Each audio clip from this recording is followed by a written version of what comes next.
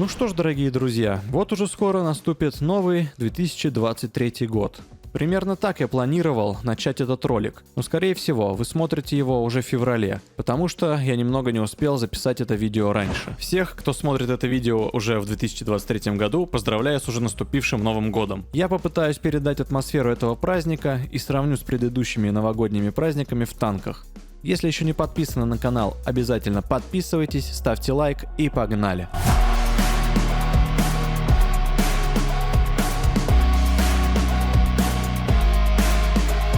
Итак, друзья, я записал все самые интересные режимы, которые присутствовали на этом празднике и на которых я успел поиграть. А кто давно играет в танки, можете сравнить новые режимы с теми, которые были раньше. Кстати, напишите в комментариях, какой Новый год в танках вам понравился либо запомнился больше. Лично у меня в памяти хорошо отложились воспоминания новогоднего режима в 2011 году, на котором была еще та самая старая графика. Праздник проходил на карте Песочница, особенностью которой являлась большая елка в центре карты и уникальные кристаллы с номиналом 2 кристалла в одном. Насколько я помню, больше таких праздничных кристаллов на Новый год не добавляли. Тогда эти кристаллы падали очень часто, и можно было без фонда нафармить на улучшение пушки или корпуса. У этого режима был один минус. Это отключенные голды. Да, на этой карте было так много подарочных коробок с кристаллами, что разработчики решили не добавлять праздничный голд на эту карту.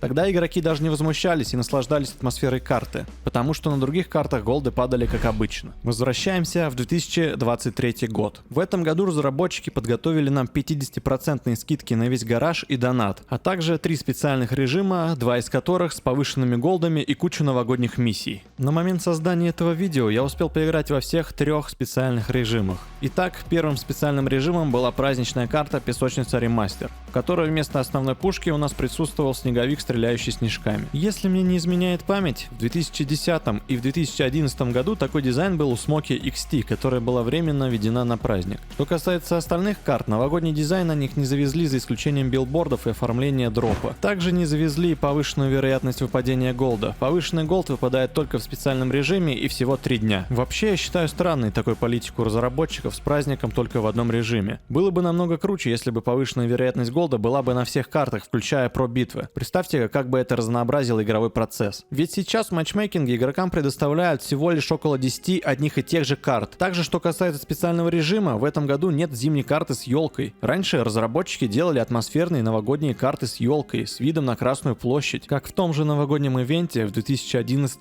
и 2012 году, про который я рассказывал ранее. Представьте, если бы разработчики сделали сейчас карту старой песочницы с елкой в центре карты и выпадающими кристаллами. Причем в каждой коробке с кристаллами было бы по 20 кристаллов. Да-да, выпадающие кристаллы с неба на легендах, и не просто выпадающие, а льющиеся с неба из-за повышенных фондов. Может, кому-то они и не нужны, но все равно от этого прибавляется атмосфера. В целом, новая новогодняя песочница ремастер тоже выглядит неплохо. Тут даже украсили подарками ящики и сделали зимний режим. Также плюс этого режима, что голды падают парашютами, а не елками-метеоритами. Во всех остальных режимах на всех картах выпадали только голды-метеориты. И мне кажется, было бы правильнее и намного лучше оставить обычные голды с парашютами. Ведь елки-метеориты нравятся далеко не всем. Кстати, вы задумывались, почему у парашюта современного голда нету анимации физики ветра? Даже в далеких танках 2011 года была анимация движения парашюта. В общем, для полного идеала праздника не хватало специальной абсолютно новой карты с елкой, кристаллами, повышенными фондами и голдами, которая была бы в игре не 3 дня, а все новогодние праздники. Пишите в комментариях, как вы думаете, чего не хватает новогоднему режиму танков онлайн. Не стоит также забывать про оформление гаража, ведь оно действительно было уютным, красивым и придавало праздничное настроение, особенно музыка, которая играла на фоне.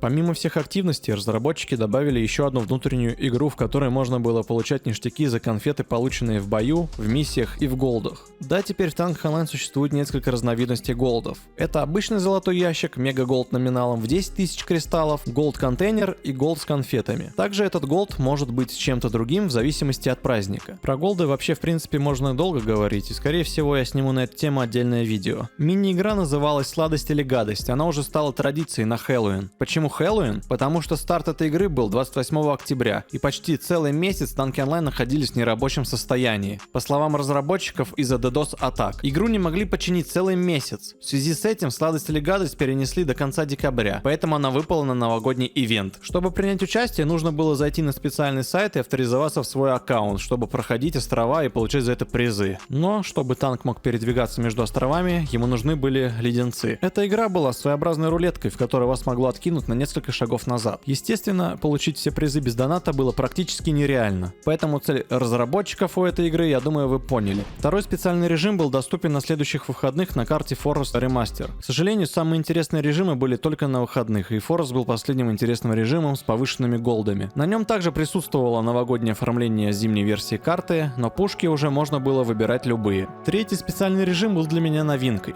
Несмотря на то, что на нем не было уже новогодней атмосферы, режим оказался прикольным. В этом режиме каждые несколько убийств меняется пушка, и чтобы заполучить последнюю пушку, необходимо убить со всех пушек определенное количество противников. К тому же параллельно падают голды. И удивила сама длительность битвы. Если я ничего не путаю, то битва была 30 минут, что для матчмейкинга редкость. В этот режим я сыграл одну битву, поэтому много рассказывать про него не буду, тем более я его не снимал. Вот таким был Новый год 2023 года в танках онлайн. Пишите ваше мнение, понравился ли он вам или нет. Или, быть может, предыдущие ивенты были интереснее. Друзья, мы так и не собрались на стрим в режиме классика. На канале за это время прошло куча стримов, поэтому не забывайте забегать на стрим. И чтобы не пропустить начало, подпишитесь на канал и поставьте колокольчик. А также подпишитесь на мой телеграм-канал по ссылке в описании. Там я сообщаю заранее о начале стримов. О начале стрима в режиме классика я уведомлю отдельно, чтобы все желающие смогли зайти поностальгировать и половить голды. Следующее видео будет сюрпризом, поэтому если ты не подписан на канал, подписывайся, жми на колокольчик, чтобы не пропустить новое видео. Также подписывайся на мой телеграм-канал, чтобы наверняка не пропустить анонсы стримов и новых видео. И подписывайтесь на мою группу ВКонтакте. Все ссылки в описании. Ну что ж, друзья, всем спасибо за просмотр, не забываем ставить лайк, всем удачи и до встречи в новых видео.